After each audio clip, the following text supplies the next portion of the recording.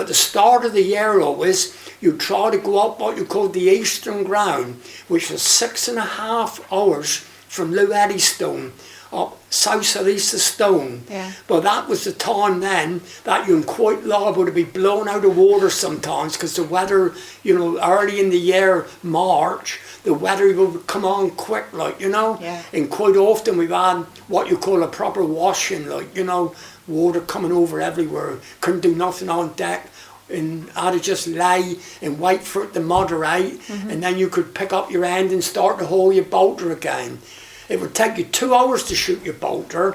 That was how long it would take us to shoot the bolter from end to end. And then you'd leave it lay for 2 hours, and then you would pick it up and start to haul it. You'd be 7 hours hauling it. Yeah. Well, the tide goes 6 hours one way, so after you've been hauling, say 5.5 hours, the tide would be nearly changing on you. So you'd have to put a market buoy on, cut it in half or undo a knot, whatever, put a market buoy on there, and then steam 3 or 4 miles down, find the other end, and all that with the tide again. Right. You couldn't haul it against the tide, see, because else you'd have problems with the hooks and everything. Yeah. But that, and then once you get it all aboard, then you had to come home. You had 6 or 7 hours to get back to Eddystone again, and then another hour and a half to get back into Looe. Yeah. So you'd be nearly the 2 days working on it, like. Good grief. So how long, 5,600 hooks, how long, did you manually baited those up? Oh yeah, I had to yourself? bait every one by hand. How long did that take? 2 hours, 2.5 hours, 2.25 hours. If you were in a rush because the weather was poor out ahead, you'd do it in a couple of hours. But leisurely, some of them used to stop and fill a pipe up and have a pipe or a fag. You'd be about 2.5 hours. You'd have it all baited up. Then scrub down what you could get at on the boat, what you could still see the deck and that. Scrub that down a bit. Make sure every basket was lashed in double lash, that when she's rolling or jumping, it wouldn't tip over. And then you'd motor away off the channel. Wow.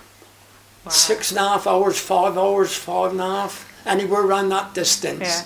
Yeah. That was what you called Eastern Ground Trip. And that would be mainly for ray and conger.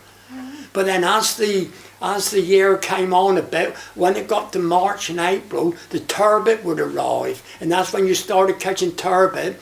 And they were only what you called stone-light dipping. What you would do, you'd go to the Eddystone, put your stern to the stone again, steam off, out southeast of Stone.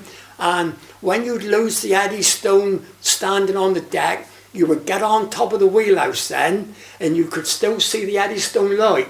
And you would go on then until you lost it then. And when you lost it then, that was your 2.5 hours exactly from the Eddystone. Wow. Then you'd lay there until daylight come, because turbot bolter had to be shot in daylight, not in the dark, in daylight. Yeah. So you'd lay there until daylight came, and then you'd start to shoot. If it was flood tide, you shoot up channel, ebb tide, you shoot down channel. And then you'd leave that for 2 hours all the same, and then pick it up and haul it again.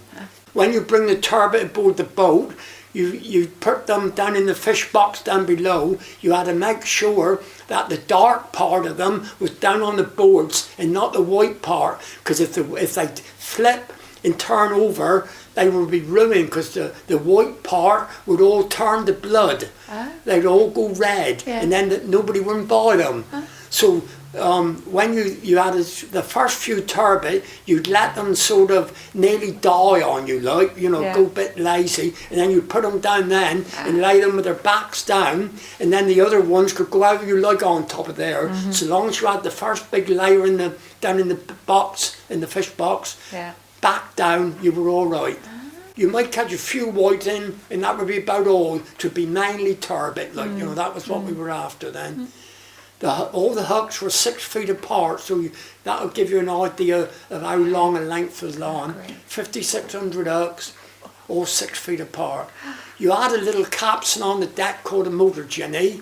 It was a little 4 horsepower Brit engine down in the engine room down below, a universal coupling up through, and you had the 2 wheels, one going one way and one going the other. And you put the rope over one, under the other, and stand back behind and pull away. And there'd be a man standing out by the side of you looking down in the water, ready to gaff any fish that come. So when a fish would be coming, he'd shout, Ginny. You had to flip him off the wheel quick, that you didn't jerk it out of water to lose the fish. He'd gaff it aboard, then you'd go over the wheel and carry on again. And there was always one man all the time standing out the side watching for the fish to come up. And that was all day job, like, really. And then you motor home in the cool of the evening then, coming home then. Yeah. But there you are, these things come to an end, don't they? Yes, they do. Yeah. Right, are we done? I can't think of much else. If there's rubbish, Ali, you know what you got to do. Let me show you those photos. No worries. Okay, we done? If I turn mine off.